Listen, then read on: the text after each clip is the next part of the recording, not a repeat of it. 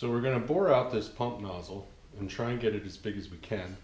It's a stock Yamaha 155 pump, so it's a 63M00 is the casting markings on there.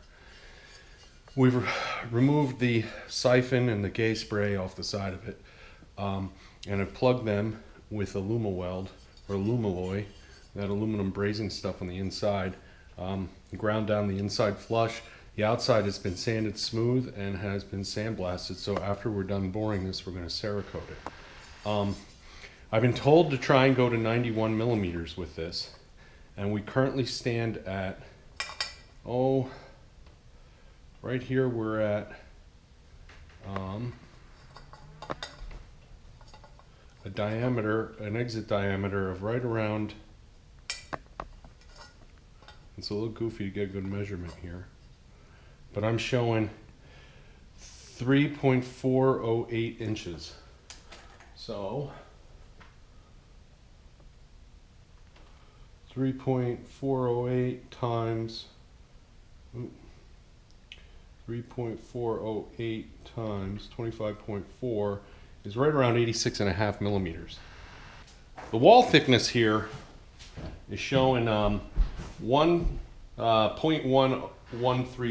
So clear 0.130 times 25.4.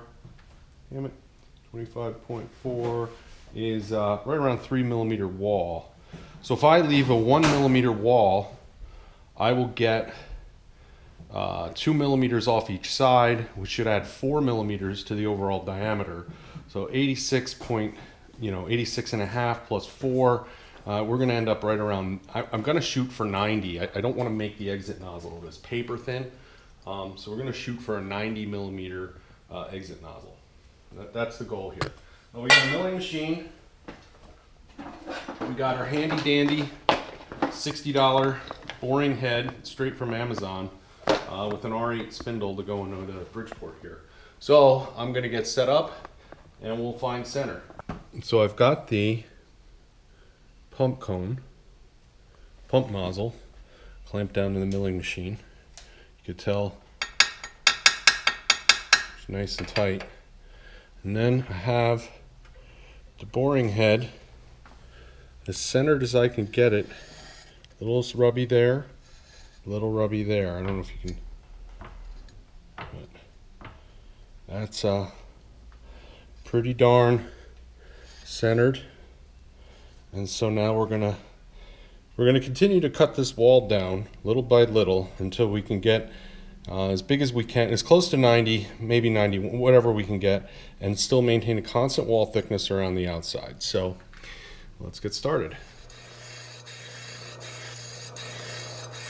So I am taking about 10 thousandths on the boring head. So what happens is you turn a screw here and the head slides this way. So we centered the pump to the boring head, and then as I cut, I'm just making adjustments here in this dovetail screw assembly that drive the cutter this way. So that's how we're boring this out.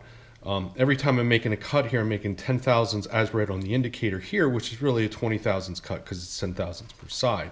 Keep in mind that there's 37 thousandths or so to a millimeter. So we've done 3 cuts, so we've already done roughly 1.5 millimeters.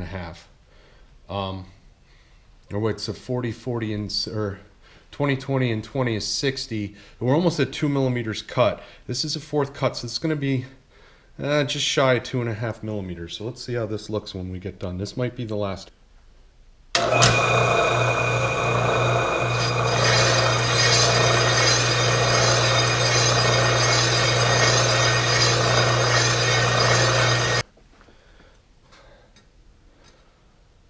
70 there. So 65 there. So I'm really close. I think what I'm going to do, I'm going to take another cut of, so that leaves us at 3.583. Right. 3.583 times 25.4 is 91 millimeters. So 91 millimeter diameter, we got it. But how thin is the wall? It's like paper, man. Um, 33 in its thinnest there. 42 in its thinnest there. 30 in its thinnest there. 32, 36 in its thinnest there. I mean, it's paper thin, but it's 91 millimeters. Now, it gets thicker real fast. The wall, the way that shape's kind of like a cone, but man, that outside edge is cheese. But, turned out nice. It's crazy thin, right? And it's super sharp. Yeah. So are you worried about that cutting you? No, I mean, there's going to be like a 3-inch plastic cone that sits here, so. Yeah, good point. And the trim ring is going to protect that. So, touch this up with the sand. I mean, it came out really nice. And touch that up with the sandblaster, and then we'll Cerakote it.